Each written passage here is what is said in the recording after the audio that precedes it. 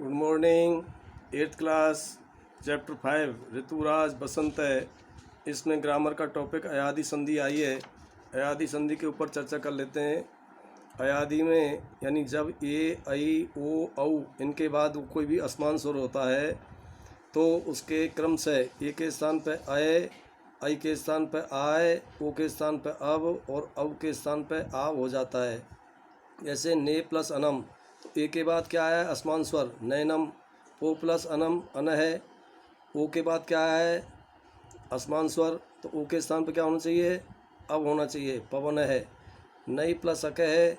ऐ के बाद क्या है असमान स्वर, तो ऐ के स्थान पर क्या होना चाहिए आय यानी नायक है। और पौ प्लस अक है यानी औ के बाद क्या है असमान स्वर, तो औ के स्थान पर क्या होना चाहिए आव आनी यानी पावक है। क्लियर। अब आता है हिंदी अर्थ। यस, सुनिए ध्यान से। अस्माकं देशे षड् ऋतवः क्रमानुसारेण आगच्छन्ति। हमारे देश में 6 ऋतु क्रम से आती हैं। तेषु बसंत ऋतुराजे अपि अस्ति। उनमें से बसंत ऋतुओं का राजा भी है। बसंतस्य स्वागतम सर्वे जना अति आनंदेन कुर्वन्ति।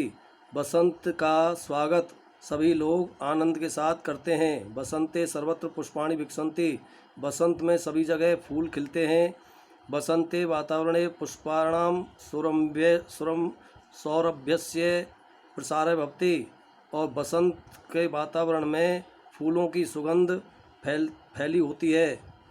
जड़ता विलियते, और सर्दी हल्की सर्दी विलियते यानी समाहित होती है या होती है। सर्वत्र स्वच्छता एवं दृश्यते, और सभी जगह सफाई दिखाई देती है। बसंत निखिलान प्राणिन प्रीणयति चराचरम च रम्यते। और बसंत में सभी प्राणी और चराचर जीव जंतु रमणीय यानी खुश होते हैं। ऋतुराजः कुसुमाकर है, कुसुमायोदय इत्यादि अस्य पर्यावाचका शब्दा वर्तते।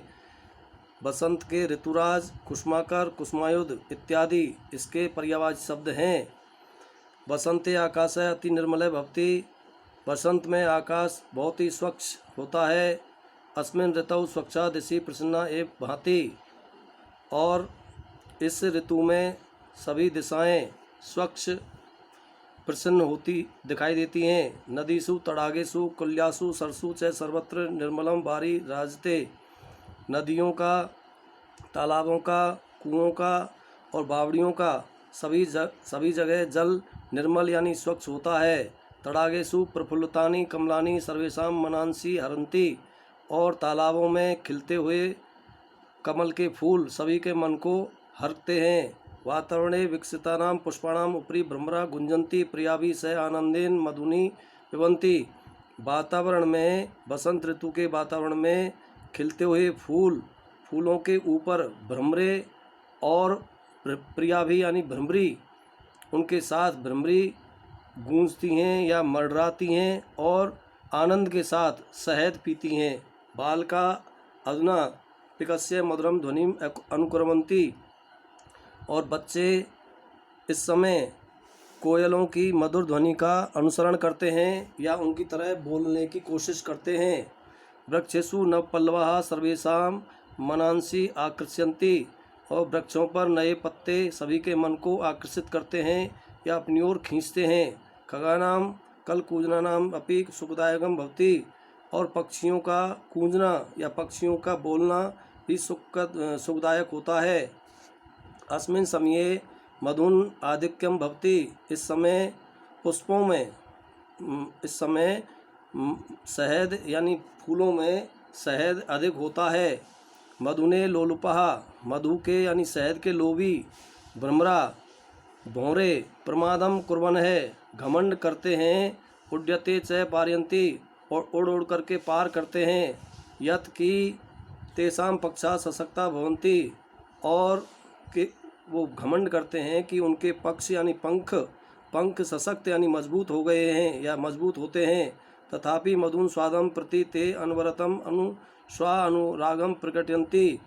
और फिर भी वो शहद के प्रति अपना शहद के स्वाद के प्रति यानी तरफ वे सब अनवरत बिना रुके अपने अनुराग यानी अपनी जो गूंजना है उसको प्रकट करते रहते हैं। अस्मिन् ऋतौ इस ऋतु में वासंतिकम विलासम प्रकटान स रसपः पीतम वसनम धार्यते। इस समय इस ऋतु में बसंत का विलास यानी बहुत बड़ा प्रकट होता है और पीले पीले फूलों से पूरी धरती अपना एक बसन यानी वस्त्र धारण कर लेती है।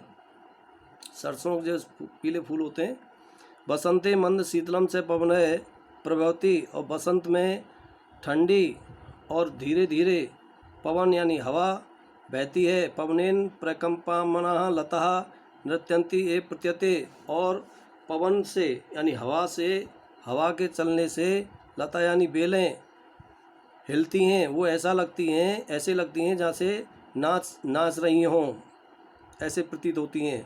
बसंत समय जड़ता मलिनता च म्रियते, बसंत के समय जड़ता यानी सर्दी, मलिन यानी गुनगुनी या हल्की समाहित होती है। अतः सर्वे प्रमुता जना प्रकृति शोभा दर्शनाय समूह रचित्वा, इसलिए सभी प्रसन्न चित्त लोग प्रकृति की शोभा के दर्शन के लिए समूह या ग्रुप बना करके या झुंड बना करके भ्रमंती घूमते हैं। विविधेषु स्थानेषु यथा उद्यानेषु नदी तटेषु वाटिकासु च लोका गायन्ति नृत्यन्ति कुर्दन्ति च, और विविध यानी अनेक स्थानों पर, जैसे बगीचों में, नदियों के किनारों पर, वाटिकासु यानी जो घर की जो बगीचा होता है, लोकहा गायन्ति सभी लोग गाते हैं, नृत्यंती नाचते हैं, और कुर्दंती कूदते हैं। इत्थम इस प्रकार प्रतीयते यत ऐसा प्रतीत होता है या ऐसा एहसास होता है, यत कि अस्मिन् ऋतौ न केवलम मानवा, इस ऋतु में केवल मानव ही नहीं अपितु पशु पक्षी च अपि प्रमुदिता भवन्ति। इस ऋतु में मानव ही नहीं अपितु पशु पक्षी भी प्रमुदित यानी प्रसन्नचित होते हैं। बहुत बहुत धन्यवाद। और मैं अब अर्थ को लिख करके फ़ोटो डालूँगा, उसमें से आप नोट कर लें। पहले इस लर्न को ध्यान से सुने वीडियो को, और चैप्टर के अर्थ को हिंदी अर्थ को याद करें। ठीक है, ओके।